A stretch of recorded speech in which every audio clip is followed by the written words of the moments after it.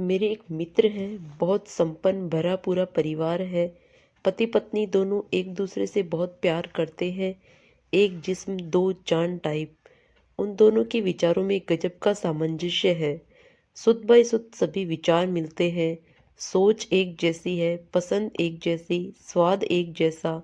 हर party या जलसे की ये जान होते हैं। बेहद जिंदा दिल कपल है। किंतु मैं जब भी उनके घर जाता तो देखता कि उनके बीच बहस चल रही है। वे किसी भी बात पर अकारण ही लड़ पड़ते और फिर कुछ देर के बाद दोनों सज धज के हंसते खिलखिलाते हुए निकल पड़ते, कभी फिल्म देखने, कभी बाहर खाना खाने, कभी यूं ही लॉन्ग ड्राइव पर। उनके झगड़े की तीव्रता देख के मैं घबरा जाता।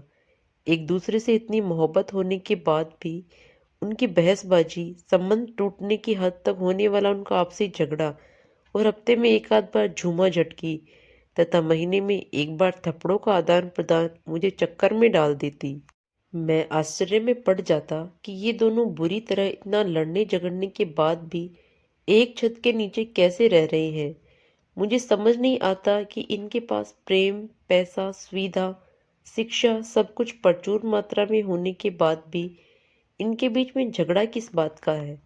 कोई ज्ञात कारण स्पष्ट ना दिखाई देने पर मैंने पूर्व जन्म के ऋणानुबंध जैसे अज्ञात कारणों पर भी विचार किया कि हो सकता है पिछले जन्म की कुछ लगी फंसी रह गई हो, जिसका निपटारा इस जन्म में किया जा रहा हो। क्योंकि हमारे यहाँ विवाह सिर्फ एक जन्म का मसला नहीं बल्कि 7 जन्मों का मसला बताया जाता है। चूंकि मैं इन दोनों को ही स्कूल के समय से जानता था, दोनों की जिंदा दिली सुलझे हुए व्यक्तित्व का मैं हृदय से सम्मान करता था। वे भी मेरे प्रति सद्भाव एवं अशर्त प्रेम से भरे हुए थे। इस कारण मुझे इनके इस आपसी व्यवहार को लेकर बहुत चिंता रहती थी। एक दिन मैंने दोस्त दोनों से बात की कि परमात्मा का दिया सब कुछ है तुम लोगों के पास। तुम दोनों ही पढ़े लिखे उद्यमी लोग हो, खुश मिजाज हो, लोग तुम दोनों को अपना आदर्श मानते हैं।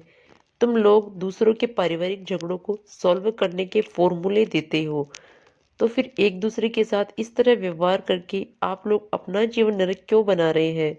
कोई समस्या है तो उसे शांति से बैठ के बात करके उसका समाधान निकाल लो। कमाल है, जमाने भर की तमाम समस्याओं को सॉल्व करते हैं लेकिन अपनी नहीं। और यदि मैं तुम दोनों के लिए कुछ कर सकता हूँ तो निश्चिंत होकर मुझसे कहो, लेकिन भगवान के लिए प्लीज ऐसा मत करो, मुझे बड़ी घबराहट होती है। उनका जवाब सुन के मैं सन्न रह गया। दोनों बोले, यार ये बहस और हफ्ते में एक आध बार झूमा झटकी ना हो तो लगता है हमारा प्रेम सूख गया है। हम हर बात में एक दूसरे से पूरे सहमत हैं। हमारे बीच में मत भिन्नता या मन भिन्नता जैसी कोई डिफरेंसेस नहीं है। लेकिन जब तक आपस में लड़ना झगड़ना रूठना मनाना ना हो तो प्रेम कहाँ। अपनी पत्नी की तरफ इशारा करते हुए बोले, इसलिए पहले मोहतरमा मेरी उसी बात पर डिसएग्री होती है जिस पर हम पहले से ही पूरे एग्री होते हैं। फिर हम बहस करते हैं, एक दूसरे पर आरोप प्रत्यारोप लगाते हैं। ये कहती है तुम पहले ऐसे नहीं थे, अब बदल गए हो। फिर मैं इन पर आरोप लगाता हूँ। फिर हम एक दूसरे पर चिल्लाते हैं। एक दूसरे पर आरोप प्रत्यारोप, चीखना चिल्लाना, ये हमारे ना बदलने का प्रमाण है। प्रमाण मिलते ही हम तुरंत एग्री हो जाते हैं। प्रेम की एकदम नवीन और अजीब सी परिभाषा सुन के मैं झल्ला गया और उसी सुर में बोला, व्यर्थ की बात मत करो, तुम लोग पढ़े लिखे हो। आपस में ये झूमा झटकी धक्का मुक्की तुम लोगों को शोभा नहीं देती। वे खिलखिलाते हुए बोले, जिसे आप धक्का मुक्की कह रहे हैं वह हमारे प्यार का काट्या सबूत है श्रीमान। हफ्ते में एक आध बार झूमा झटकी करके हम लोग इस सबूत के जरिए अपने प्रेम को और पुख्ता कर लेते हैं। भाभी जी ने बहुत लाड से अपने पति की ओर देखते हुए मुझसे कहा, भैया अधिकांश लोग इसे गंदगी समझते हैं लेकिन हमारे लिए ये बंदगी है। आप इसे पीटना पिटना नहीं, प्रेम का प्रमाण मानो। ये एक किस्म का छोटा रिचार्ज है। अब मेरे मित्र ने चार्ज अपने हाथ में लेते हुए प्रेम की परिभाषा को दिव्यता प्रदान करते हुए कहा, देखो भाई हमारी शादी हुए इतने साल हो गए हैं कि अब हमारे पास बात करने को कुछ बचा ही नहीं है। तो बहसबाजी में ही हमारी बहुत सारी बातें हो जाती हैं। बहस के दौरान ही हम एक दूसरे की मम्मी पापा को भी शिद्दत से याद कर लेते हैं। विवाद हमें हमारे भूले बिसरे पुरखों की स्मृतियों को भी ताजा कर देता है। विवाद करते समय ही हम एक दूसरे के संस्कार, परिवार, सभ्यता, संस्कृति पर आलोचनात्मक दृष्टि डाल लेते हैं, अन्यथा कहाँ समय मिलता है। इसलिए इस चिल्ला चोट को तुम सकारात्मक दृष्टि से देखो। भाभी जी बोली, शोर शराबे में ही हमें शांति मिलती है भैया। जब शोर समाप्त हो जाए तो समझ लीजिए कि प्रेम मर गया। प्रेम बहुत आलसी होता है, ना खुद काम करता है, ना दूसरों को काम करने देता है, हमेशा सोया रहता है। इसे जगाने के लिए शोर मचाना बहुत जरूरी है। मित्र ने अपनी पत्नी के कथन की प्रामाणिकता को सिद्ध करते हुए कहा, तुमने मुर्दे को कभी हंगामा करते देखा है? नहीं ना, क्योंकि शांति मृत्यु का प्रमाण है, इसलिए मृत्यु को चिर शांति भी कहा जाता है। जो प्रेम आपको शांत कर दे वो प्रेम नहीं, प्रताड़ना है। जो एक दूसरे की नाक में दम करे उसे दंपति कहते हैं। ये सब कुछ प्रमाण है हमारे सुखी दाम्पत्य जीवन का। व्यक्ति मर जाएगा चलेगा भाई, लेकिन रिश्ता नहीं मरना चाहिए। विवाद रिश्ते को जिंदा रखने के लिए जरूरी होता है। अब हम दोनों बिल्कुल एक जैसे हैं, इससे हमारे बीच विवाद की कोई संभावना ही नहीं है। इसलिए हम अकारण ही विवाद पैदा कर लेते हैं। ये हमारे लिए नरक की यातना नहीं, स्वर्गीय सुख है। महीने में एक बार दो चार थप्पड़ों का बराबरी से आदान प्रदान हमें एक नई ऊर्जा से भर देता है। श्रीमान जी, प्रेम तो सुरभ पैदा होते ही मर जाता है।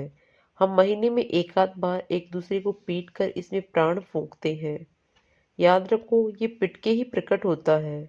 ठीक है, थप्पड़ से शरीर को कष्ट होता है, लेकिन प्रेम के लिए थप्पड़ संजीवनी का काम करता है। प्रेम को तुम पीड़ा निवारक मत मानो, प्रेम तो पीड़ा कारक होता है।